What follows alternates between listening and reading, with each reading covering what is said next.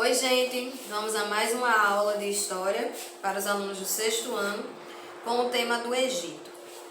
O Egito é conhecido como uma dádiva do Nilo. E por que uma dádiva do Nilo? Porque ele surgiu a partir das cheias do rio Nilo. O rio Nilo é o principal rio do Egito, ali da região egípcia, né? E o Egito surge a partir dele. A partir das cheias do Nilo, o Nilo tinha suas cheias e quando ele secava, a parte onde ele tinha enchido ficava mais fértil. Então, as aldeias, que eram os nomos, elas se utilizavam dessa terra que ficava mais fértil para cultivar seus produtos. Por isso aí eu coloquei esse crescimento de nomos. Foi a partir desses nomos começarem a crescer, a se expandirem, que surgiu a civilização egípcia. E aí surgem dois reinos, o Alto Egito e o Baixo Egito.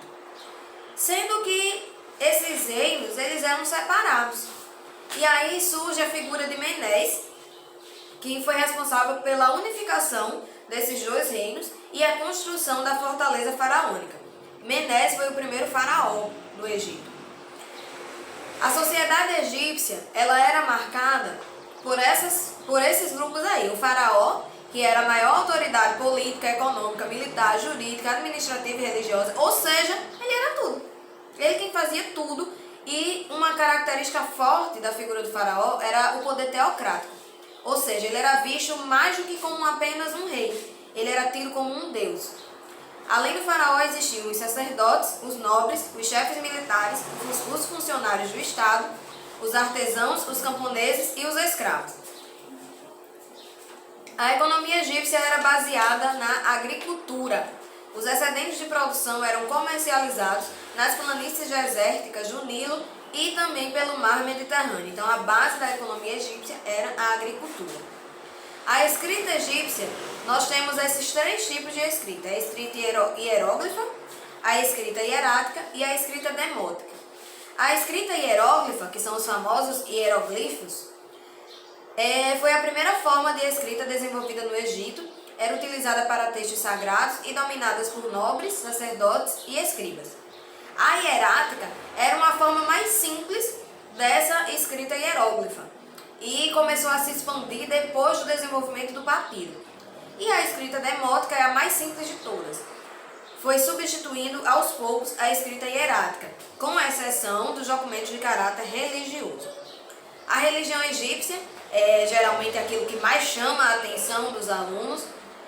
É uma religião politeísta, uma religião antropozoomórfica, ou seja, os deuses egípcios eles tinham forma de homem e de animal. Antropo vem de homem, zoo de animais e mórfica de forma. Então eram deuses com forma humana e com forma de animal. Existia a crença na vida após a morte, daí a mumificação. Os egípcios tinham a prática da mumificação justamente porque eles acreditavam na vida após a morte. Eles acreditavam que em algum momento aquela alma iria voltar para o corpo e quando isso acontecesse, o corpo estaria ali, intacto, prontinho para receber aquela alma de volta. A presença do livro dos mortos também e do tribunal de Osíris. O tribunal de Osíris é uma coisa muito interessante.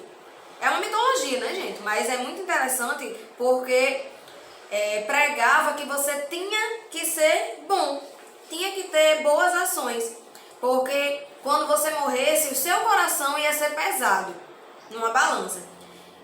De um lado ficava o coração, do outro lado ficava uma pena. Se o seu coração pesasse mais do que aquela pena, você não iria para o céu, digamos assim. Você iria queimar nos mármores do inferno. Então o tribunal de Osíris era assim que funcionava, era esse peso no coração com a pena nessa balança. E aí, como tarefa, eu deixo para vocês a leitura do capítulo 6, que vai da página 66 até a 75, e a atividade na página 76 até 80. Bons estudos!